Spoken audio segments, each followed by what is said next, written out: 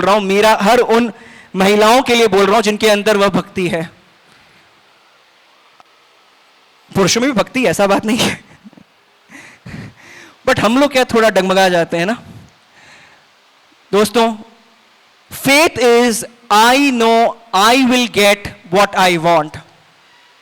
Faith is I know I will get what I want but not when I want. आप क्या deserve करते हैं वो important है, आप क्या डिजायर करते हैं वो नहीं। Do your best and leave on God the rest.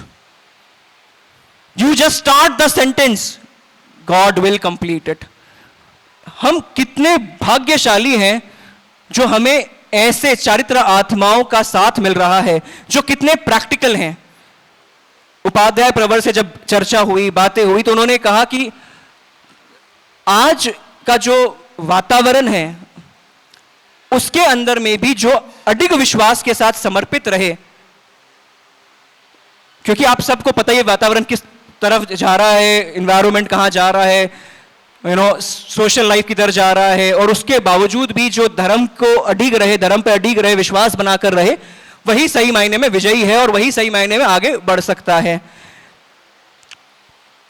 अब ऐसे हजारों कहानियां हैं, हजारों लोग हैं। डोम्स पेंसिल, किसके घर में छोटे बच्चे हैं? आप सब जब छोटे थे तो नटराज की पेंसिल से लिखते थे, रेड ब्लैक नटराज पेंसिल। हाथ खड़े करें, नटराज पेंसिल, नटराज नटराज नटराज नटराज नटराज। दोस्तों, नटराज की मार्केट इरोड हो चुकी है। नटराज एंड अप्सरा और बायगॉन। दो पियोन, उन्होंने डॉम्स पेंसिल की स्थापना की, वर्ल्ड की पहली ट्रायंगल पेंसिल बनाया, क्वालिटी से कॉम्प्रोमाइज नहीं किया, लेड में ग्राफाइट मिक्स किया। It's an amazing story. Doms के फाउंडर की, राधाकृष्णन जी की, आज वर्ल्ड के लार्जेस्ट पेंसिल मैन्युफैक्चरर हैं। 5,000 करोड़ रुपए का एक्सपोर्ट कर रहे हैं, गुजरात से शुरू करके पूरे वर्ल्ड में डंका बजा दिया डॉम्स पेंसिल का। कलरफुल पेंसिल बनाया, ग्रीन ब्लू। मैंने कल उपाध्याय के सामने कहा, देखिए डॉम्स पेंसिल भी एक पियोन ने स्टार्ट की है। दोस्तों, एक ही जन्म में इतना बड़ा बनना संभव है, इन सारे लोगों ने किया है। यह सही मायने में सक्सेसफुल है, यह हमारे सही आइडल हैं। एक छोटी कहानी बताता हूं डॉक्टर पटनायक की। मैं चाहता हूं ये सारे लोग, ये बड़ी मार्मिक कहानी है, फुल फोकस के साथ इसको सुनिएगा। ये जीवन परिवर्तन करने वाली कहानी है। ये आपके अंदर उस उमंग, उस उत्साह, उस भक्ति को भरने वाली कहानी है जो कई दिनों तक आपको याद रहेगी। डॉक्टर पटनायक, बहुत ध्यान से सुनिएगा। बंबई से उनको दिल्ली जाना था फ्लाइट में, उनको स्पीच देने जाना था, वहां पे डॉक्टर्स को, कई सारे के डॉक्टर्स को रिप्रेजेंट करना था। सवेरे की फ्लाइट थी। डॉक्टर साहब थोड़े से लेट हो गए थे, खुद ड्राइवर पे चिल्ला रहे थे, जल्दी चलो जल्दी चलो चलो। भावों की निर्मलता, हम सब यही करते हैं। लेट खुद होते हैं, दोष दूसरे को देते हैं, दब दब दब दब दब दब दब दब। अब लेट हो गए तो हो गए, फिर भी नहीं नहीं नहीं, ची ची ची ची ची ची ची ची ची ची ची ची ची करते करते चलो लेट हो गए थे। भागा दौड़ी करके एयरपोर्ट पहुंचे, भागा दौड़ी करके। आप रिकॉर्डिंग मत करिए, मत करिए, मैं आपको पर्सनली व्हाट्सएप करूंगा, मेरा नंबर इनसे मत लीजिएगा। कहते हैं प्रेजेंट में जीजिए, future is mystery, past is history, present is present. अभी तो लाइव सुनिए यार, मैं यकीनन आपको भूलने नहीं दूंगा ये कहानी। Present is present. Our life is God's gift to us, the way we live our life will be our present, our gift to God. हम जिस प्रकार से अपने जीवन को जी रहे हैं वो हमारा गिफ्ट होगा उपाध्याय प्रवर के लिए, जिन्होंने इतनी तपस्या, आज शायद 8 है इनके, ओके, जिन्होंने इतनी तपस्या करने के बावजूद भी वो खड़े रहते हैं डम डम डम डम डम, अपने अंदर उत्साह भरने के लिए। ज्ञान की प्रवाह रुकती नहीं है उनकी। Coming back to doctor Patnaik, sorry आपका वो रिकॉर्डिंग्स के कारण मैं भूल गया था। मैं क्या है, जब कोई टॉपिक पकड़ लेता हूं तो उसमें बोलते रहता हूं। मेरी मम्मी बोलती कितना बोलता है, बक बक बक बक बक बक बक। तो डॉक्टर पटनायक लेट हो गए थे, एयरपोर्ट पहुंचे, फ्लाइट पकड़ा जैसे तैसे करके, और उसके बाद फ्लाइट उड़ी, बॉम्बे था, खराब मौसम था, फ्लाइट डगमग करने लगा तो कैप्टन ने वार्निंग वो बताया कि भाई आगे मौसम बहुत खराब है, हमें इमरजेंसी लैंडिंग करनी पड़ेगी। इमरजेंसी लैंडिंग हुई, डॉक्टर साहब एकदम गुस्से में थे कि ले अब तो गया, लेक्चर मिस होगा ही होगा, गड़बड़ हो गया सब काम। तो जब वो एयरपोर्ट, जयपुर एयरपोर्ट पे उतरे तो और भाई बताया कि भाई ये हो रहा है, बड़े वो निराश थे। तो एक आदमी उनको पहचान गया, बोले अरे डॉक्टर साहब आप यहाँ पे? तो बोले कि भाई मुझे दिल्ली जाना था, मेरा एक लेक्चर था। बोले हाँ मैं भी उसी लेक्चर में जा रहा था, आप एक काम कर लीजिए, मैं तो अब नहीं जाऊंगा, आपको 2-3 घंटे लगेंगे, आप गाड़ी लेकर चले जाइए, ट्राई कर लीजिए, आप पहुंच जाएंगे।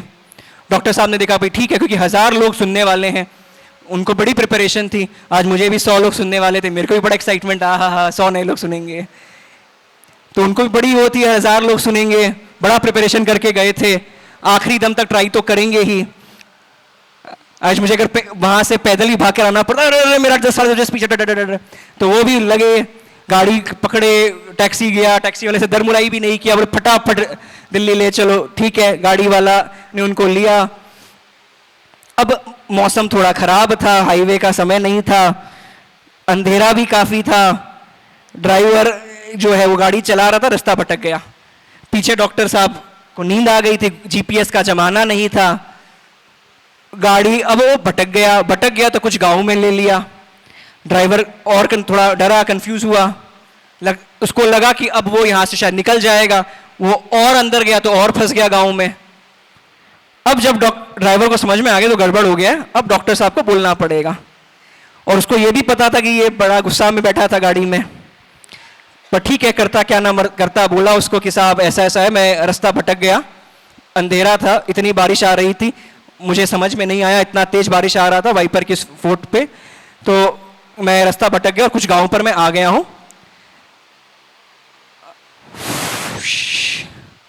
When we are the most prepared, और उस समय अगर वो चीज नहीं होना, धरती फट जाए।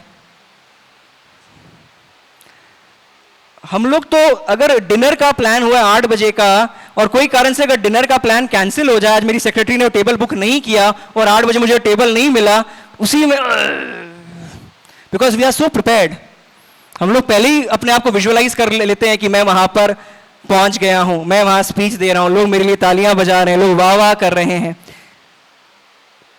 पर अब डॉक्टर पटनायक, ड्राइवर ने कहा अब हम नहीं पहुंच पाएंगे, और मैं आपसे अनुरोध करता हूं कि आप यहीं किसी, जब तक बारिश नहीं रुकता है, यहीं कहीं आप विश्राम कर लीजिए, कारण जब बारिश कम होगी, रोशनी होगी, तब हम लोग हाईवे का जो भी नजदीकी रास्ता होगा, या तो दिल्ली या जयपुर आपको ले जाऊंगा। डॉक्टर साहब ने कहा ठीक है, ऑल राइट। तो डॉक्टर साहब को उसने एक घर के पास में छोड़ा, ड्राइवर वहां बैठा था, डॉक्टर साहब को प्यास भी लगा हुआ था। डॉक्टर साहब उस घर के दरवाजे के पास गए, देखा कि अंदर से एक माताजी की रोने की आवाज आ रही है। वह पानी मांगने गए थे, पर माताजी की रोने की आवाज आई तो और उत्सुकता हुई, जिज्ञासा हुई कि क्या हुआ। किवाड़ खोलकर अंदर गए तो देखे एक माताजी रो रही है, वृद्ध थी, उनके सामने एक छोटा सा बच्चा है जो कि वो भी सिसकियां भर के रो रहा था। डॉक्टर साहब से रुका नहीं गया। देखिए, हर सज्जन पुरुष के अंदर वो कोमलता होती है, वो निर्मलता होती है। रतन टाटा का एक बार जब टायर पंक्चर हो गया था, उस गाड़ी में उनके 2 और मैनेजर्स थे, वेलुकर साहब, वो सब तो चाय पीने चले गए थे। आए देखे रतन टाटा दिख नहीं रहे, तो रतन टाटा ड्राइवर के साथ बैठ के पंक्चर बना रहे थे, क्योंकि उनको लगा ड्राइवर अकेले बनाएगा तो 20 मिनट लेगा, वो खुद करेंगे तो 10 मिनट में हो जाएगा, 10 मिनट बच जाएगा। ऐसा उन्होंने कहा, बट उनके मन के अंदर थी कि मेरा ड्राइवर अकेला कर रहा है। तो डॉक्टर साहब के अंदर भी वो भावना थी कि भाई, निर्मलता थी कि भाई पूछे तो सही क्या है। तो माता जी से पूछा कि भाई आप क्यों परेशान है और ये बच्चे को क्या हुआ। तो माता जी तो राजस्थान की थी, एक पूछा 10 पैराग्राफ बोलते गई। अरे कहीं बताऊं, मैं थोड़ा फास्ट फॉरवर्ड बोलता हूं। उन्होंने कहा कि ये उनका पोता है, इसके माता पिता का देहांत हो चुका है एक एक्सीडेंट में।